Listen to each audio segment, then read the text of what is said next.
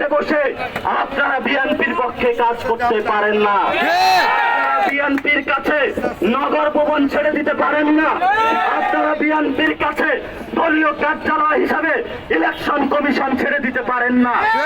জনগণের সাথে সরাসরি গাদ্দারি। এই জন্য আমরা বলি পক্ষপাত যে ইস্যু রয়েছে তা পুনর্গঠন করতে হবে।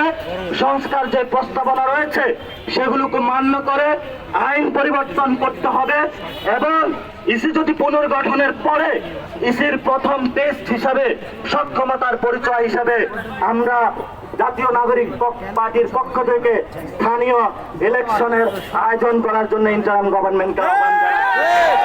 স্থানীয় ইলেকশনের মধ্য দিয়ে বাংলাদেশের বর্তমানে যে সমস্যাগুলো রয়েছে, বিভিন্ন জায়গায় মানুষ হাহাকার করে ঘুরে বেড়াচ্ছে, এনআইডি সার্টিফিকেট পাচ্ছে না, বিভিন্ন জায়গায় স্থানীয় সার্ভিসগুলো পাচ্ছে না, বিভিন্ন জায়গায় মানুষ তাদের দালাল চক্রের মাধ্যমে যে অফিসগুলো বিএনপি এখন দখল